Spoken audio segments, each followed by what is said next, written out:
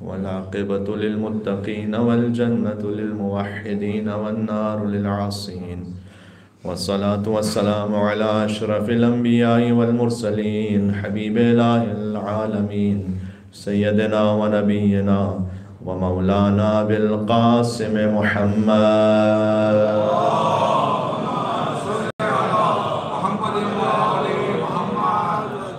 وعلى آله الطيبين الطاهرين المعصومين المظلومين، سيما بقية الله في الأرضين الذين أذهب الله عنهم الرجس وطهرهم تطهيرا.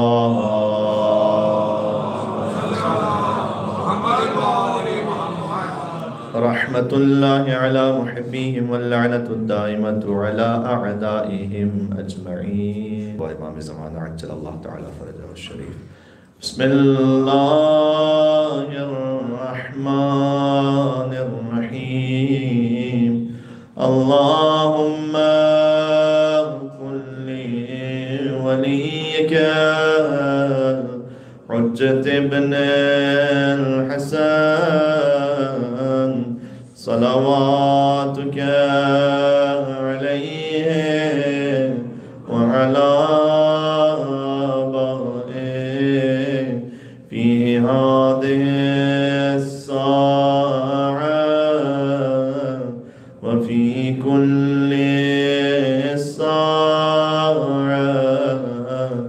وليا وحافظا وقائدا وناصرا ودليلا وعينا حتى تسكنه أرضك طوعا وتمتعه فيها طويلا.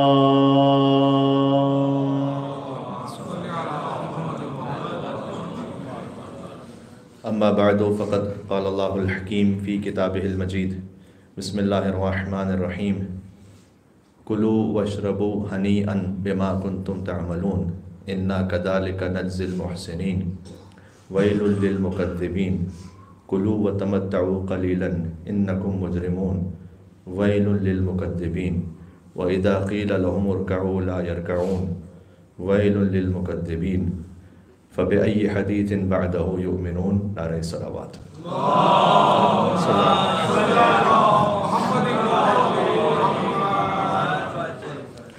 یہاں سے وہاں تک سب پھر ایک مرتبہ ایصال ثواب کی نیت سے بآواز بلند صلوات بھیجیں. محمد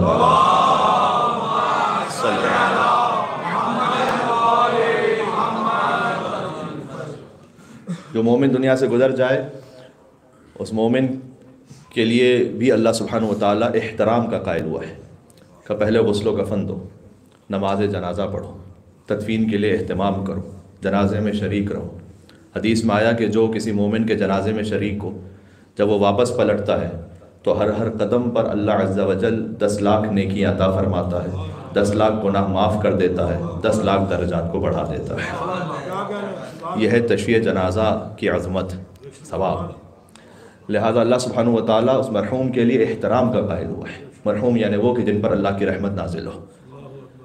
اور غسل و کفن کے بعد نماز جنازہ میں جہاں مومنین شریک ہوتے ہیں تو خود نماز جنازہ کی جو ترتیب ہے اس ترتیب میں بھی جو مرحوم کے لیے دعا ہے وہ بہت معنی خیز ہے، اور چونکہ معصومین علیہ السلام کی جانب سے تعلیم کرتا ہے اور اللہ کی شریعت ہے لہذا اس ترتیب میں بھی ایک خاص پیغام ہے.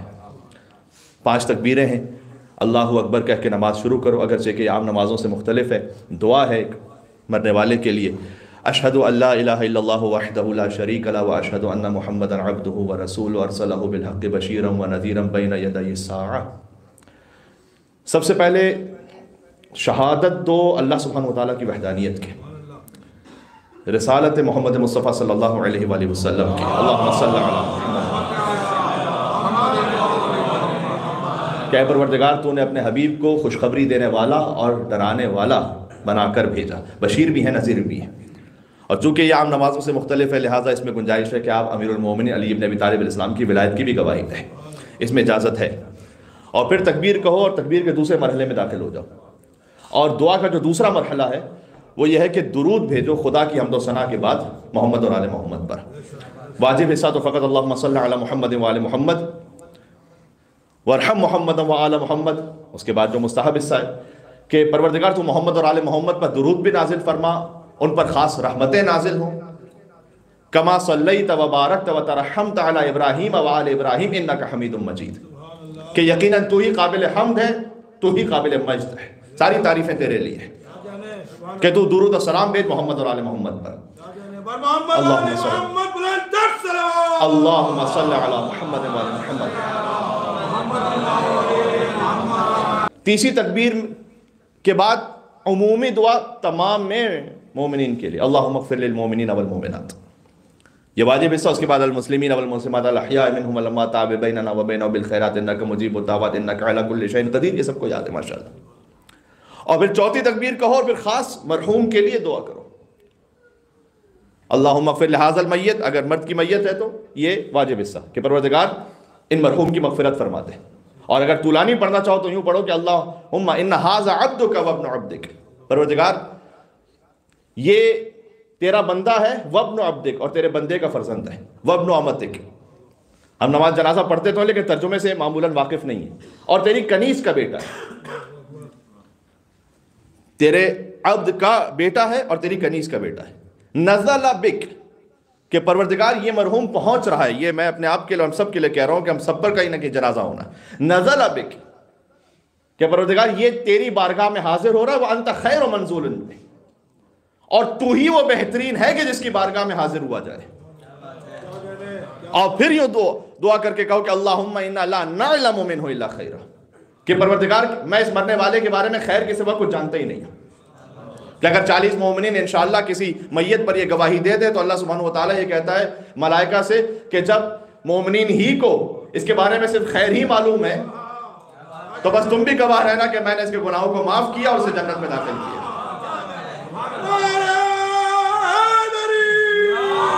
یا علی، یہ احترام میت ہے. اللہم انا لا نعلم منہ الا خیر، پروردگار ہم جانتے ہی نہیں مرنے والے کے بارے میں خیر کے سوا کچھ جانتے ہی نہیں. سبحان اللہ. کاش یہی کیفیت مرنے سے پہلے بھی ہم آپس میں ایک دوسرے کے لیے قائم کر سکیں کہ ہم خیر کے سوا کچھ نہیں جانتے. اور یہاں پر جو خیر کا لفظ ہے یہ بالخصوص عقیدے کا اعلان ہے. یہ جو مراج اعظام سے استفتاح بھی کیے گا اور احادیث کا بھی مفہوم ہے یہ کہ پروردگار میں مرنے والے کے بارے میں خیر کے سوا کچھ نہیں جانتا، یعنی میں جانتا ہوں کہ اس کا عقیدہ خیر پڑتا، توحید و نبوت و رسالت و ولایت پڑتا. اور پھر دلیل یہ ہے کہ اللہم ان کان محسنا فزد فی احسانہ، عمل کی بات اب آ رہی ہے، کیونکہ پہلے تو کہہ دیا کہ مرنے والے کے بارے میں خیر کے سوا کچھ نہیں جانتا. پھر کہا پروردگار اگر مرنے والا نیک تھا اس کی نیکیوں کو بڑھا دے. وَإِن كَانَ مُسِيئًا فَتَجَاوَزْ عَنْهُ، اگر گناہگار تھا گناہوں کو معاف فرما دے. وَارْحَمْهُ، اور رحمت نازل فرما. اللہم اجعلہ عندک فی اعلی علیین، اپنے پاس اعلی علیین میں جگہ عنایت فرما. وَاخْلُفْ عَلَىٰ أَهْلِهِ فِي الْغَابِرِينَ، بہت ہی لطیف جملہ ہے. پروردگار اب جو مرنے والا گزر گیا ہے تو خاندان میں خلا ہو گیا ہے. وَاخْلُفْ عَلَىٰ أَهْلِهِ فِي الْغَابِرِينَ، تو جانشین ہو جا مرنے والے کے لیے ان کے خاندان میں. وَاخْلُفْ اسی خلیفہ سے یعنی جانشین ہونا. بات واضح ہو رہی ہے؟ یعنی پروردگار تو اپنی رحمت سے اس جگہ کو پر کر دے. وَاخْلُفْ عَلَىٰ أَهْلِهِ فِي الْغَابِرِينَ، جو ان کے اہل و عیال میں سے، وہ رسا میں سے جو زندہ رہ جانے والے ہیں، تو جانشین بن کر اس مرحوم کی جگہ کو پر کر دے. سبحان اللہ. اس میں صبر کی بھی تلقین ہے، اس میں ورثاء کے لیے ایک تسلی بھی ہے. وَارْحَمْهُ بِرَحْمَتِكَ يَا أَرْحَمَ الرَّاحِمِينَ. اور پھر کہو پانچویں تکبیر اللہ اکبر، یہاں جنازہ ختم ہوا. کہ جو 5 تکبیریں ہیں، جب امام سے پوچھا گیا کہ مولا جنازے میں 5 تکبیریں کیوں ہیں، علل الشرائع شیخ صدوق نے لکھا ہے روایت کو، تو امام نے فرمایا کہ اللہ تعالیٰ نے دین کی بنیاد 5 اصولوں پر رکھی ہے.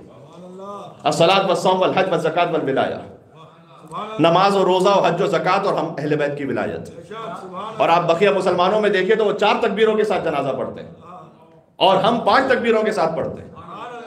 تو امام علیہ السلام نے کہا کہ پہلی تکبیر ہے نماز کی، دوسری تکبیر ہے روزے کی، تیسری تکبیر ہے حج کی، چوتھی تکبیر ہے زکوٰۃ کی، 5ویں تکبیر ہم اہل بیت کی ولایت کی. اور امام ہی نے فرمایا کہ چونکہ بقیہ لوگوں نے ہماری ولایت کو چھوڑ دیا فَتَرَكُوا تَكْبِيرًا، تو اللہ نے جنازے سے ان کی تکبیر کو بھی واپس لے لیا.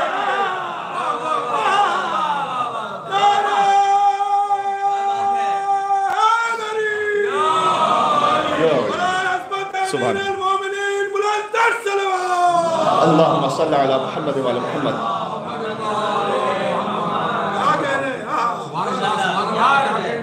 یہاں پہ اہتمام دیکھ رہے ہیں نماز جنازہ میں کہ اس کے بعد جنازے کو احترام کے ساتھ لے کر چلو.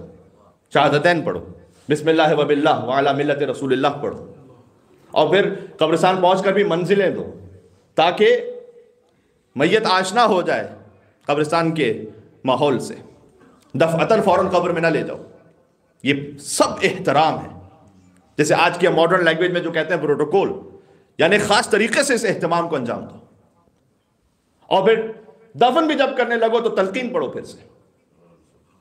دیکھیں حدیث سب مسلمان واقف اس حدیث سے, اطلبوا العلم من المہد الی اللحد, علم حاصل کرو ماں کی گود سے, بولیے گا میرے ساتھ, قبر تک. حدیث سب پڑھتے ہیں, علم حاصل کرو ماں کی گود سے قبر تک. عمل ہمارے علاوہ کوئی نہیں کرتا کہ قبر میں بھی علم سکھاتا ہے. قبر میں بھی سکھلاؤ اور تلقین کرو کہ یا فلان ابن فلان, آپ تو گزر گئے, اے فلان ابن فلان, لیکن یاد رکھیے گا کہ اذا اتاک الملکان المقربان رسولین من عند اللہ تبارک و تعالی وسألوک عن ربک وعن نبیک وعن دینک وعن قبلتک وعن کتابک وعن ائمتک فلا تخف ولا تحزن. اسما ہم کہہ کے ہم اس بات کا اعلان کر رہے ہیں کہ وہ سن بھی رہے ہیں, سمجھ بھی رہے ہیں. فقط اللہ جواب دینے کی صلاحیت واپس لے لیتا ہے, ورنہ سننا اور سمجھنا اگر نہ ہوتا تو اللہ کار عبث نہ کروا رہا ہوتا. آپ دیوار سے نہیں کہتے سنو اور سمجھو, بات واضح, لیکن آپ مرحوم سے کہہ رہے ہوتے ہیں کہ سنیں اور سمجھیں. کیوں؟ اس لیے کہ وہ سن بھی رہے, سمجھ بھی رہے.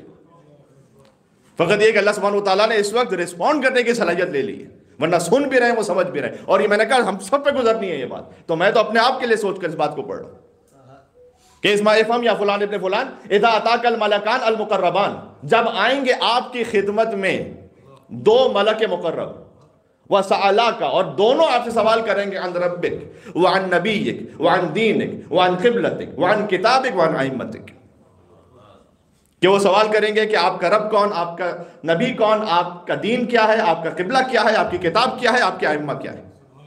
تو سب سے پہلے تو فلا تخف ولا تحزن, آپ خوف نہ کیجئے گا, ولا تحزن, اور کسی غم میں نہ آ جائیے گا. یار آپ علی والے ہیں, علی کی ولایت کے ساتھ قبر میں گئے. اللہ اکبر.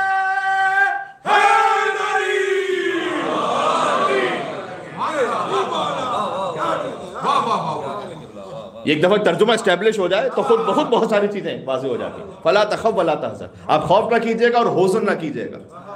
وَقُلْ فِي جَوَابِهِمَا, تلقین آگے, اور کہہ دیجئے گا ان دونوں کے جواب میں کہ اللہ ربی ومحمد صلی اللہ علیہ وآلہ وسلم نبی والاسلام دینی والقرآن کتابی والکعبۃ قبلتی. ترجمے کی ضرورت نہیں, بہت واضح ہے. وَأَنَّ أَمِيرَ الْمُؤْمِنِينَ عَلِيُّ بْنُ أَبِي طَالِبٍ إِمَامِي وَالْحَسَنُ بْنُ عَلِيٍّ إِمَامِي وَالْحُسَيْنُ بْنُ عَلِيٍّ الشَّهِيدُ بِكَرْبَلَاء إِمَامِي وَعَلِيٌّ زَيْنُ الْعَابِدِينَ إِمَامِي وَمُحَمَّدٌ الْبَاقِرُ إِمَامِي وَجَعْفَرٌ الصَّادِقُ إِمَامِي وَمُوسَى الْكَاظِمُ إِمَامِي وَعَلِيٌّ الرِّضَا إِمَامِي وَمُحَمَّدٌ الْجَوَادُ إِمَامِي وَعَلِيٌّ الْهَادِي إِمَامِي وَالْحَسَنُ الْعَسْكَرِي إِمَامِي وَالْحُجَّةُ الْمَهْدِي اللهم صل على محمد وعلى محمد. ایک مل کے صلوات بلندر بھیجیں چار تا معصومین علیہ الصلوۃ والسلام. صلی اللہ علیہ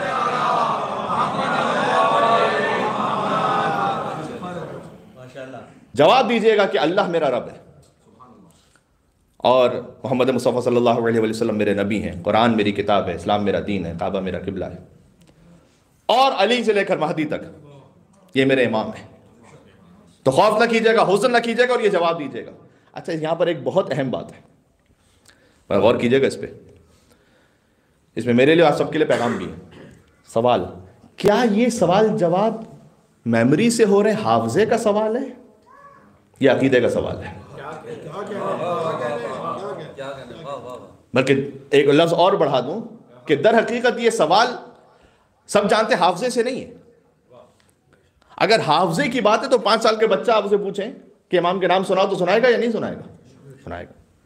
روایت میں ہے کہ کتنے ایسے لوگ ہو سکتے ہیں کہ جب ان سے سوال کیا جائے تو سال ہر سال چپ رہے گی ان کی زبان, بول نہیں پائیں گے. یہ سوال حافظے کا نہیں ہے, کہ میری میموری میں ہے جو میں نے جلدی جلدی سنا دیا. یہ دنیا کا ایگزام نہیں ہو رہا یہاں پر, بلکہ جس کی زبان نہیں بھی ہے اس سے بھی تو سوال ہے نا. امیر صاحب تمار جب خبر میں پہنچے تو ان سے بھی تو ان کے امام کے بارے میں سوال ہوا ہوگا. بات واضح ہو رہی ہے, تو جس کی زبان ہی نہیں ہے. سبحان اللہ. کیا وہ جواب نہیں دے پائیں گے؟ کیا جواب تو دیں گے وہ بھی. بات ہے, سوال ہے اصل میں زندگی کے بارے میں, نفس سے, روح سے سوال ہے. تم نے, رب کہتے ہیں تربیت کرنے والے کو جس کے احاطے میں آپ ہیں, تم نے کس کی تربیت میں زندگی گزاری تھی؟ وہ جواب دے گا پھر انسان کہ اگر رب کی تربیت میں زندگی گزاری تھی کہ اللہ میرا رب ہے. ہر ایک جواب نہیں دے سکتا. فقط یہ رٹنے کی بات نہیں ہے یہاں پر, بات واضح ہو رہی ہے. سوال یہ کہ تمہارا دین کیا ہے؟ تو جس نے اسلام کو دین سمجھ کر زندگی گزاری وہ جواب دے سکتا ہے. بات واضح ہو رہی ہے. تمہاری کتاب کیا ہے؟ جس نے قرآن کو کتاب سمجھ کر اپنی زندگی کا لائے عمل سمجھ کر زندگی گزاری ہے وہ قبر میں کہہ سکتا ہے قرآن و کتابی. جس نے کعبے کو اپنا قبلہ سمجھا ہے وہ جواب دے سکتا ہے. اور جس نے امیر المومنین مولا علی علیہ السلام کو اپنا ولی سمجھا ہے,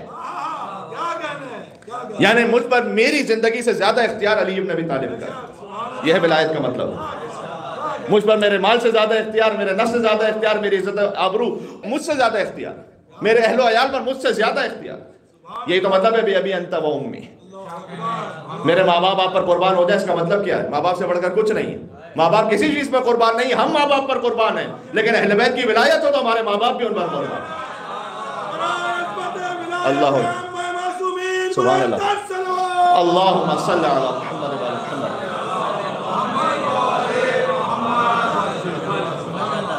تو جس نے علی کو واقعا اپنی زندگی میں مولا سمجھا ہے, امام سمجھا ہے, امام کا مطلب ہوتا ہے آگے, جو آگے امام ہے اور کے پیچھے ہم چل رہے ہیں.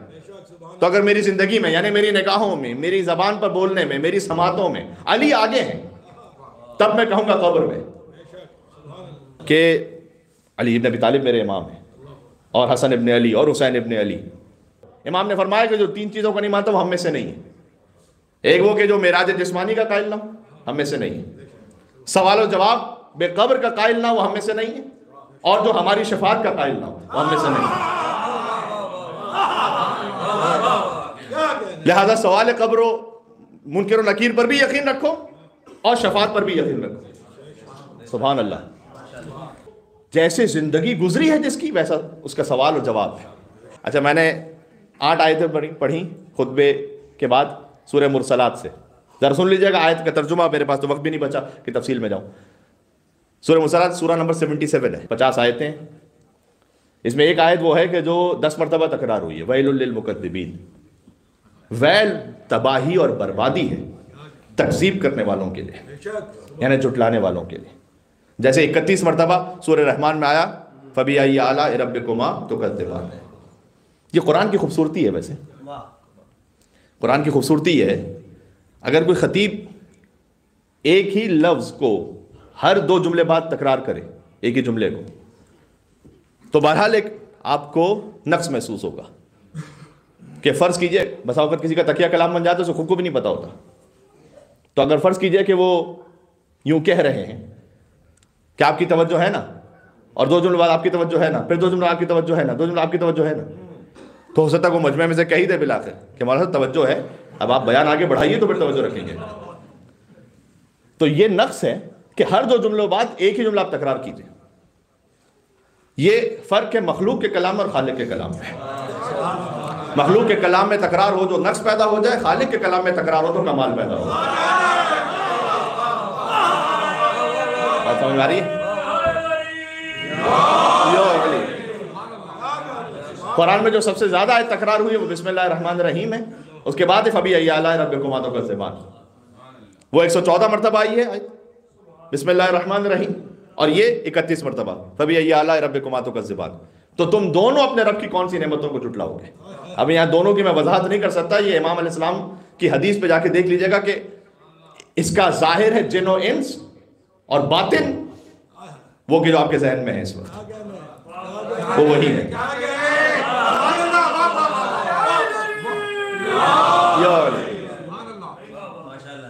خطیب کا فقط اپنے سامنے سے لفظوں کا رشتہ نہیں ہوتا، روحانیت کا رشتہ بھی ہوتا ہے۔ تو میں جو سوچ رہا ہوں آپ سمجھ رہے ہیں کہ میں کیا کہنا چاہ رہا ہوں۔ جنہوں نے حق علی ابن ابی طالب کو غصب کیا تھا، امام نے ان کا نام لے کر کہا کہ یہ مراد ہے کہ اللہ تعالیٰ نے بار بار کہا کہ تم دونوں اللہ کی کون سی نعمتوں کو جھٹلاؤ گے۔ تکمیل نعمت ولایت علی ابن ابی طالب ہے۔ سمجھ میں آ رہی ہے؟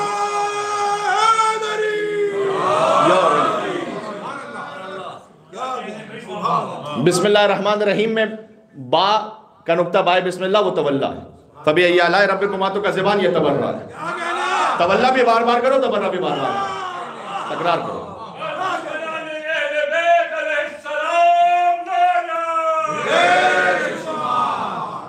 اور پھر سورہ مرسلات کی آیت ویل للمکذبین، ویل تباہی بربادی ہے تکذیب کرنے والوں کے لیے جو قیامت کے دن کا انکار کرتے ہیں۔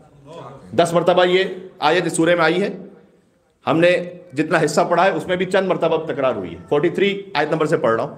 پہلے جنتیوں کے بارے میں اللہ نے کہا کلو وشربو ہنیئا، کھاؤ اور پیو، ہنیئا مبارک ہو تمہیں، بما کنتم تعملون۔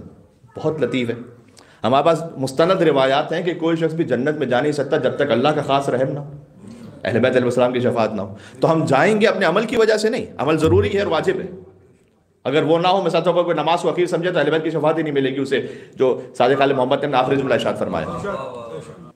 بالآخر عمل کے بعد جائیں گے ان کی شفاعت کی وجہ سے اور اللہ کے خاص رحم کی وجہ سے، لیکن اللہ تعالیٰ یہ نہیں کہتا یہاں پر اس آیت میں کہ کھاؤ اور پیو اور تم پر چونکہ ہمارا رحم شامل حال ہوا لہٰذا تم جنت میں پہنچے، نہیں، اللہ تعالیٰ کریڈٹ دے رہا ہے خود اس جنتی کو۔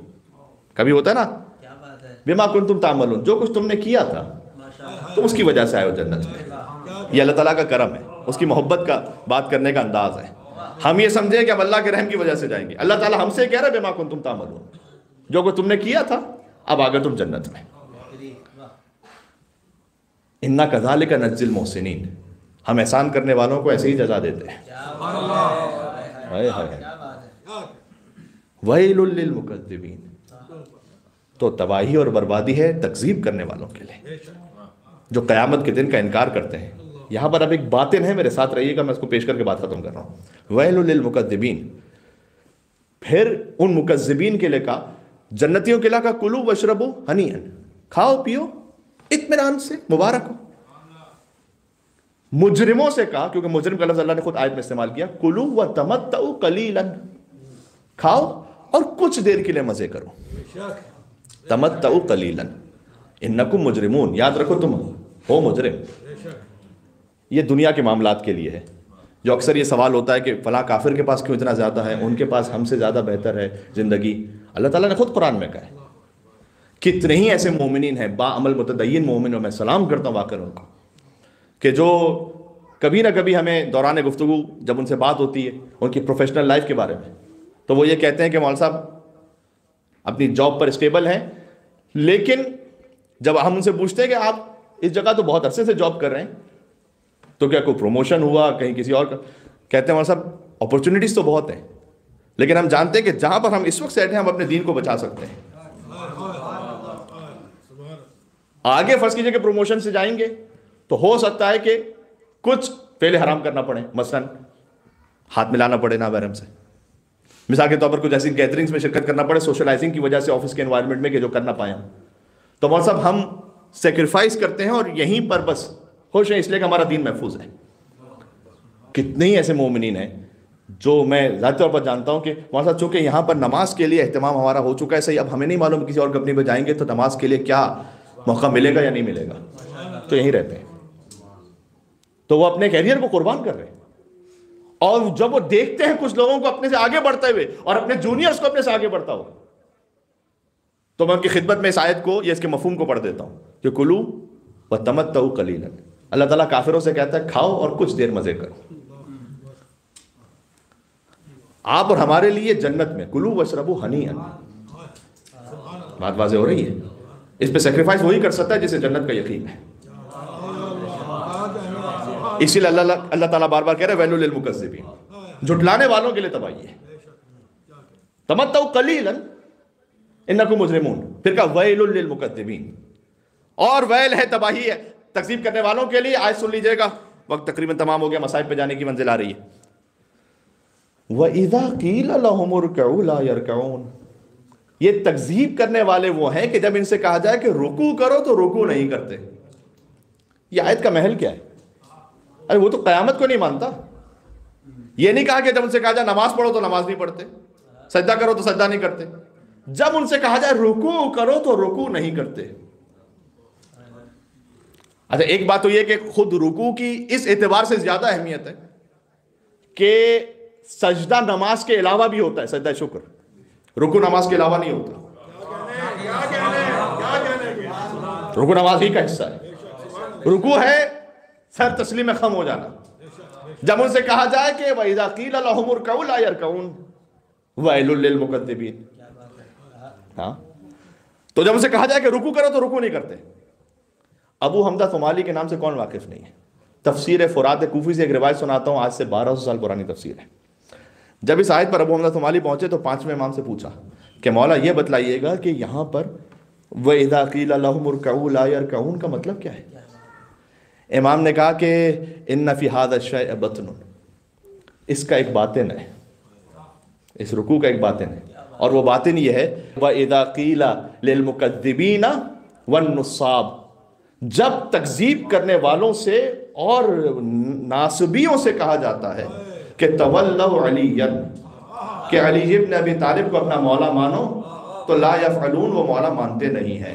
یہ اس آیت کا مطلب ہے ویل للمکذبین، تو ویل ہے تکذیب کرنے والوں کے لیے۔ یہاں رکوع سے مراد علی ابن ابی طالب کی ولایت ہے۔ بات واضح ہو رہی ہے؟ سبحان اللہ۔ پھر آگے اللہ نے کہا فَبِأَيِّ حَدِيثٍ بَعْدَهُ يُؤْمِنُونَ، اب کون سا نیا کلام آئے گا کہ اس کے بعد ایمان لے کر آؤ گے؟ حدیث کا مطلب ہے جدید، کون سا نیا کلام اب آئے گا کہ ایمان لے کر آؤ گے؟ سال گزشتہ رمضان کی آپ کو اگر مجلس پوری یاد نہ ہو تو کم از کم اس کا مفہوم یاد ہو کہ میں نے پڑھا تھا عما یتساءلون پڑھ کہ یہ سوال کرتے ہیں ایک بڑی خبر کے بارے میں، یعنی النبأ العظیم۔ وہ بڑی خبر ظاہر میں قیامت ہے، باطن میں علی ابن ابی طالب کی ولایت ہے۔ حدیث کے مطابق قرآن کا کوئی باطن میں اور آپ اپنی مرضی سے طے نہیں کر سکتے، میرا مزاج یہ ہے کہ تو یہ باطن ہے، ایسا نہیں ہو سکتا جب تک حدیث معصوم نہ ہو۔ حدیث امام جب تک نہ ہو تو ہم باطن نہیں طے کر سکتے۔ تو یہاں مولا نے فرمایا کہ ما للہ آیت اکبر منی، اللہ کی کوئی نشانی مجھ سے زیادہ بڑی نہیں ہے، ولا للہ نبأ اعظم منی، اللہ کے پاس کوئی خبر مجھ سے زیادہ عظیم نہیں ہے۔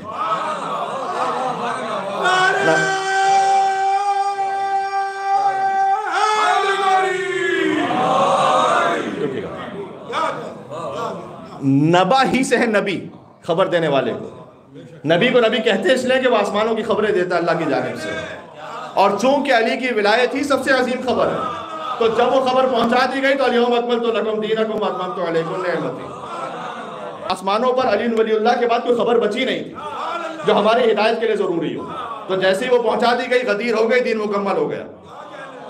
یہاں تک اگر آپ میرے ساتھ آ گئے، سورہ مرسلات ہے سورہ نمبر 77، اور سورہ نبا جو ابھی میں نے آیتیں پڑھی ہے سورہ نمبر 78، 77 پر 29 پارہ ختم ہو رہا ہے، 38 پارہ شروع ہو رہا ہے سورہ نبا سے۔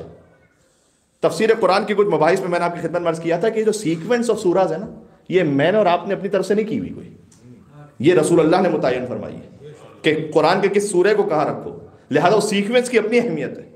اور بعض علماء نے لکھا ہے کہ چونکہ یہ سیکوینس رسول اللہ نے متعین کی ہے تو لہذا جو سورہ ختم ہوتا ہے اس کے بعد جو دوسرا سورہ شروع ہوتا ہے ان کا آپس میں کنٹینیوشن میں کنیکشن ہے۔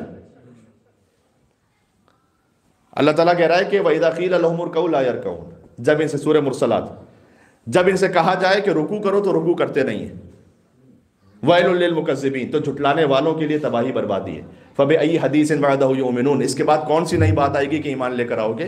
بسم اللہ الرحمن الرحیم، عَمَّا يَتَسَاءَلُونَ، کہ یہ سوال کرتے ہیں عن النبأ العظیم، ایک بہت بڑی خبر کے بارے میں، الذی هم فیہ مختلفون، کہ جس میں آپس میں اختلاف کرتے ہیں۔ اب کیا اختلاف کرتے ہو اس قرآن کے آنے کے بعد؟ بات واضح، یہ تسلسل سمجھ میں آ رہا ہے سورہ مرسلات کا سورہ نبا سے 77 اور 78 سورہ۔ تو عزیزان گرامی، حضور نے فرمایا 120 معراجیں حضور کو، فرمایا کہ میں جب بھی معراج پر گیا تو اللہ تعالیٰ نے کسی حکم کے بارے میں مجھے اتنی تاکید نہیں فرمائی جتنا علی کی ولایت کے بارے میں تاکید فرمائی۔ حدیث رسول ہے یہ بھی فرمایا کہ کلما جانی جبرائیل، جب بھی جبرائیل مجھ پر آئے کوئی بھی حکم لے کر، الا واوصانی بولایت علی و محبت الحسین، تو ساتھ میں انہوں نے علی کی ولایت بھی پہنچائی، حسین کی محبت بھی پہنچائی کہ یہ ضرور بار بار آپ پہنچاتے رہیے گا۔ یہ بار بار تکرار کرنا کیوں ضروری ہے؟ اس لیے کہ زمانہ وہ آہستہ آہستہ آتا جائے گا کہ جب خود 12ویں حجت پر شک ہونے لگے گا، اللہ نہ کرے، یا حجتیں لوگ بڑھاتے رہیں گے۔ ضروری نہیں ہے کہ وہ کہیں کہ یہ اللہ کی جانب سے حجت ہے، لیکن اگر کچھ صفات ایسی بیان کر دیں کہ جو صفات صرف معصومین علیہ السلام میں، تو خود سمجھ جائیے کہ آہستہ آہستہ زمانہ وہ آگے آنے والا ہے کہ جس میں ہمیں احتیاط کرنی ہے۔ یہ اتنی زیادہ اہم بات ہے کہ بہت کچھ آگے شاید ہمیں اتنا فیس نہ کرنا پڑے لیکن نسلوں کو فیس کرنا پڑے، لہٰذا اچھی طریقے سے دماغ میں بٹھا دیجئے گا کہ معصومین علیہ السلام اللہ کی حجتیں وہ 14 ہیں۔ بسم اللہ الرحمن الرحیم، محمد مصطفیٰ صلی اللہ علیہ وسلم، اور پھر بی بی فاطمہ سلام اللہ علیہا اور تمام ائمہ، حضرت مہدی اجل اللہ تعالیٰ فرجہ شریف، صدق اللہ العلی العظیم، یہ بھی کہنا ضروری ہے۔ اسٹاپ،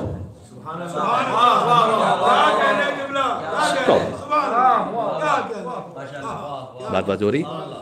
یہ جو ہم نے کہا نا کہ مولا کائنات کی ولایت پر سب سے زیادہ اصرار کیا گیا، کچھ اعمال ایسے بیان کیے گئے حدیثوں میں کہ خدا نہ خواستہ اہل بیت کی ولایت سے کسی کو نکال کر شیطان کی ولایت پہ پہنچاتے ہیں۔ یہ اعمال ہیں ایسے کچھ۔ فرمایا کہ مثال کے طور پر نعوذ باللہ من ذالک، کیونکہ حدیث میں یہ لفظ ہے، فرمایا کہ زنا کرنے والا جس وقت وہ کبھی عمل انجام دے رہا ہو، امام نے کہا وہ ہماری ولایت میں نہیں ہوتا ہے اس وقت۔ شارب الخمر کے لیے حدیث آئی کہ شراب پینے والا جس وقت وہ عمل انجام دے رہا ہے، اس لیے کہ ولی کی ولایت میں کیوں نہیں ہے، اس لیے اگر علی کی ولایت میں ہوتا تو کام نہ کر رہا ہوتا۔ بات واضح ہو رہی ہے۔ غیبت کے لیے خاص تاکید کی گئی، وہ کوئی برائی جو کسی میں ہے اس کو پیٹ پیچھے بیان کرنا، یہ نہیں کہ نہیں ہے اس میں، وہ تو تہمت ہے۔ وہ ایک جو خامی کسی میں ہے اور ہم بولتے پھریں، امام نے فرمایا وہ اللہ کی ولایت سے خارج ہو کر شیطان کی ولایت میں پہنچ جاتا ہے۔ اس سے بڑھ کر آخری حدیث کا مفہوم سنا دوں، بات ختم کر رہا ہوں۔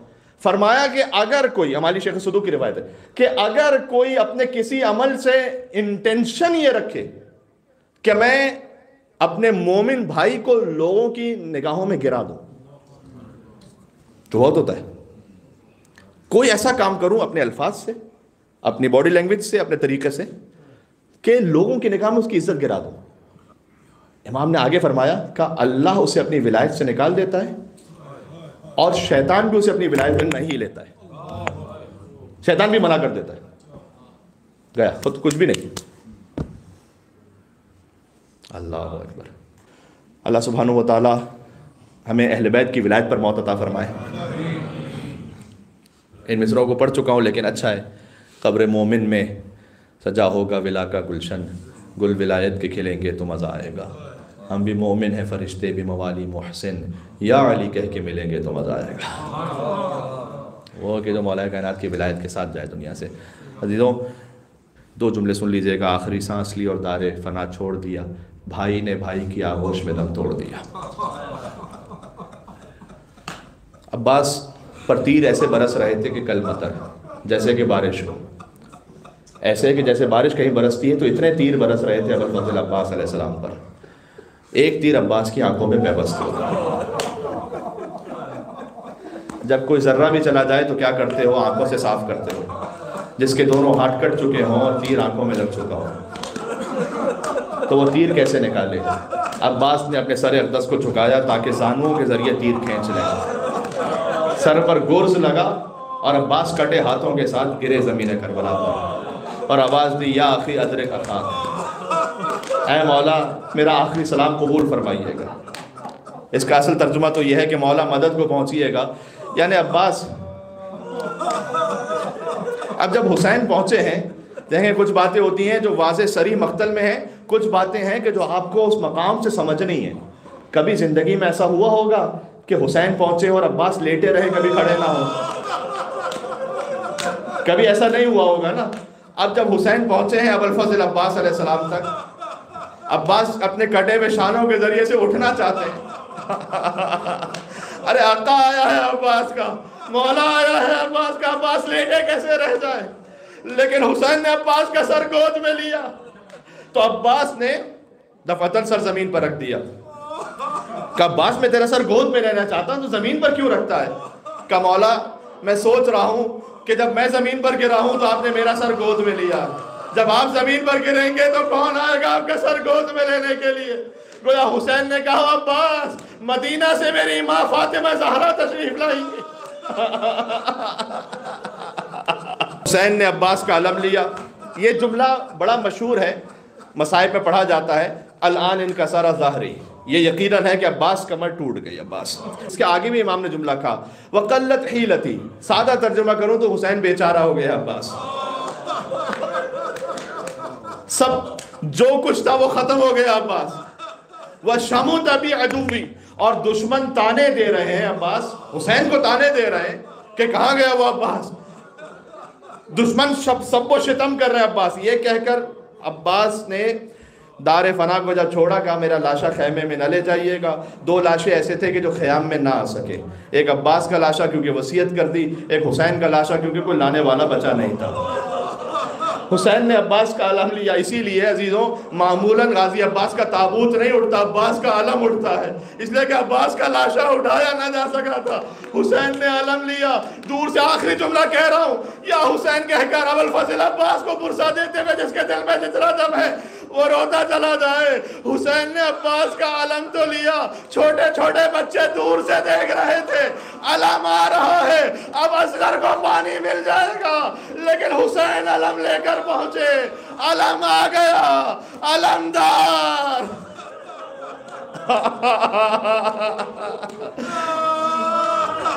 تاریخ میں لکھا ہے کہ کسی بچے میں یہ ہمت جرأت نہیں ہو پاتی تھی کہ پوچھے علم آیا ہے لیکن چچا کیوں نہیں آئے. کون پوچھتا حسین سے؟ حسین خیمہ عباس میں گئے، ستون خیمہ کو گرا دیا. آپ نے خیمہ گاہ کی زیارت کی ہے نا، وہاں خیمہ عباس کا زمین سے لگ گیا. حسین نے کہا صاحب خیمہ نہیں رہا. بچوں نے کوزے چھوڑ دیے. کہا مولا پانی نہیں چاہیے، چچا کو واپس بلا لو. بی بی زینب نے بیویوں کو جمع کیا. کہا بیویوں اسیر بننے کا وقت قریب آ گیا. بازوں میں رسیاں بتنے گا.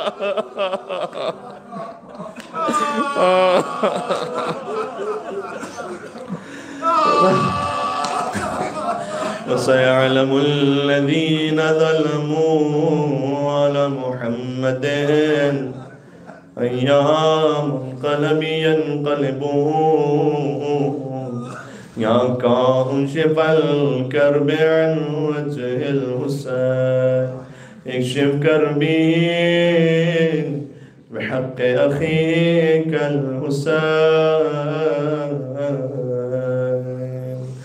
پروردگار مرحومین کے درجات بلند تر فرما، لواحقین کو صبر جمیل عطا فرما، ہمیں اپنی موت کے لیے آمادہ رہنے کی توفیق عطا فرما، حضرت حجت کے ظہور پر نور میں تعجیل فرما، ہماری گناہگار آنکھوں کو مولا کے دیدار سے منور فرما، حسین کی دنیا میں زیارت، آخرت میں شفاعت عطا فرما.